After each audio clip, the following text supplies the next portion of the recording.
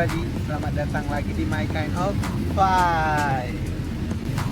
Sama seperti kota lain yang mempunyai keunikan-keunikan tersendiri, di Jayapura juga punya beberapa hal yang sangat berbeda dengan tempat lain. Selama 1 tahun tinggal di sini, saya telah mempelajari beberapa hal yang unik mengenai Jayapura yang selama ini belum pernah saya lihat. Ada satu hal yang sama dengan satu tempat yang pernah saya tinggali juga. Jadi, apa 5 hal unik yang hanya ada di Jayapura yang saya temui sejauh ini? Hal pertama yang unik di Jayapura adalah ikan laut lebih murah daripada ikan air tawar. Pastinya karena Jayapura juga dikelilingi oleh lautan. Tapi yang sangat membuat saya terkejut adalah tahun lalu pertama sampai di sini saya makan papeda. Lalu ditanya lauknya mau apa? Jadi ada beberapa pilihan ikan pada waktu itu.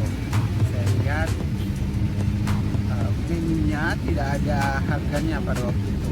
Saya tanya, mujair berapa? Katanya 100.000. Wow, dalam hati saya ngerasa pasti ikan laut lebih mahal.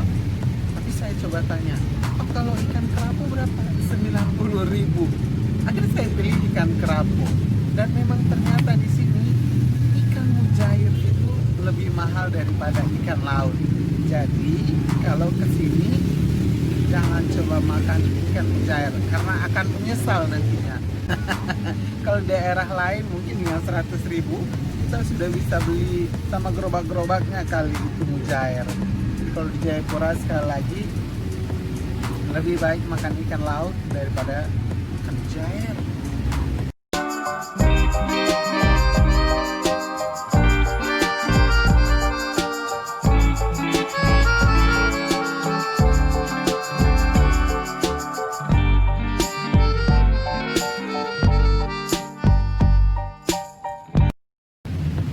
Nomor 2 yang unik di Jayapura adalah pada setiap hari Minggu semua toko, semua warung, atau saya bisa bilang semua kegiatan usaha itu tutup.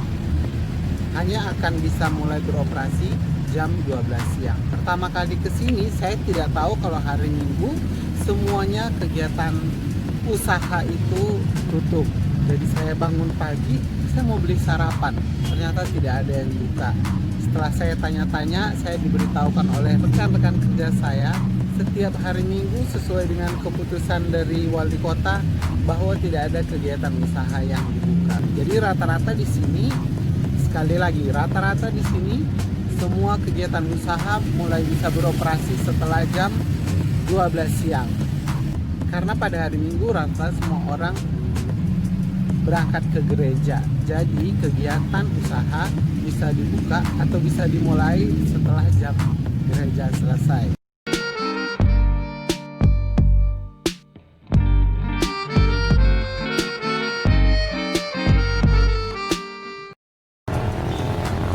Di kota manapun ketika kita mengemudi, kita selalu diharapkan untuk mengemudi dengan bertanggung jawab.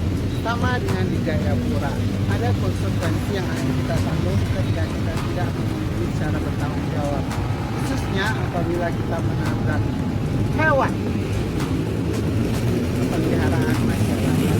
Nomor 3, karena kalau sampai kita menabrak hewan peliharaan masyarakat di kota Jayapura ataupun di luar kota Jayapura, kita akan dikenakan sanksi adat. Hal ini juga sama di beberapa daerah di Kalimantan Tengah.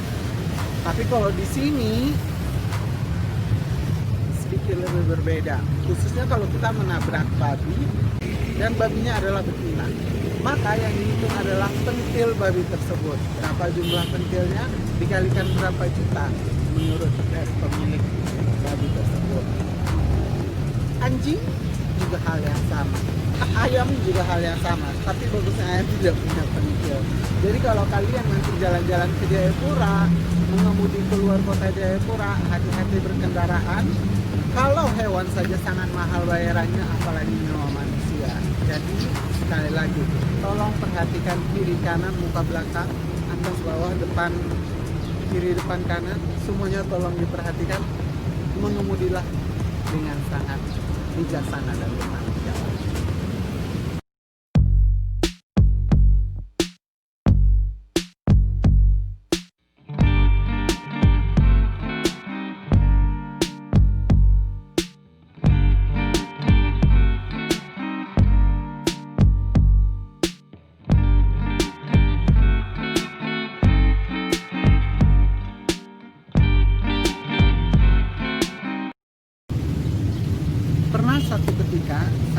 sedang berjalan pulang dari tempat kerja.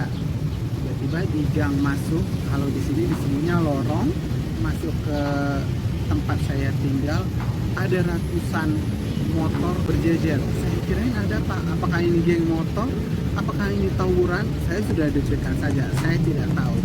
Tapi ternyata setelah saya berjalan agak ke belakang, saya tahu di belakang ternyata sudah ada ambulan yang siap sedia. Keunikannya di mana? Hal itulah yang tidak pernah saya lihat di daerah-daerah lain yang pernah saya singgah. Motor-motor tersebut akan berjalan beriringan di depan, menjaga ambulan di belakang, sehingga jalanan akan dikosongkan khusus buat ambulan tersebut, sehingga proses pemakaman akan berjalan dengan lancar. Saya pernah mengalaminya sendiri ketika ada keluarga rekan kerja saya yang meninggal.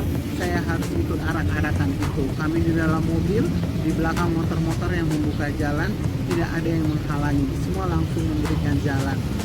Proses perjalanan menuju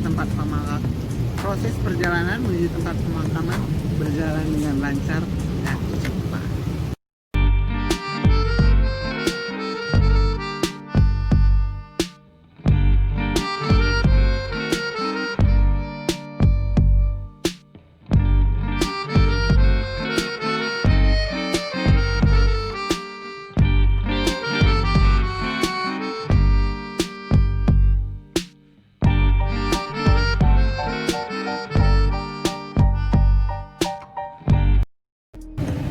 Ketika saya bilang saya mau belanja ke pasar Mama-Mama Papua, hal yang paling pertama disampaikan oleh rekan kerja saya adalah jangan pernah menawar di pasar Mama-Mama Papua.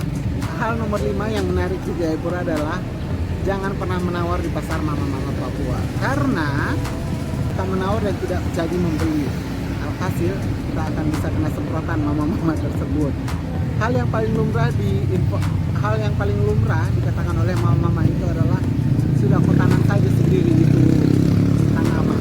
Jadi kita akan disuruh menanam sendiri buah-buahan atau sayur-sayuran gitu, atau kita disuruh mencari ke hutan sendiri. Saya belum mahir menirukan suara mama-mama Papua. Jadi sekali lagi, kalau kalian nantinya mau belanja ke pasar mama-mama Papua, jangan pernah menawar. Kalau mereka bilang 10.000, terima saja 10.000. Jangan pernah bilang terlalu murah juga ya, atau terlalu mahal.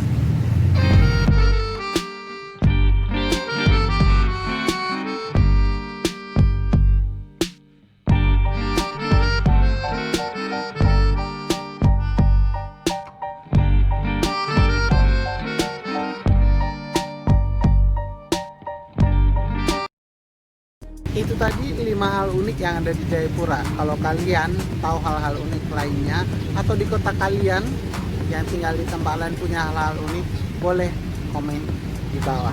Sampai jumpa di video-video berikutnya. Aloha.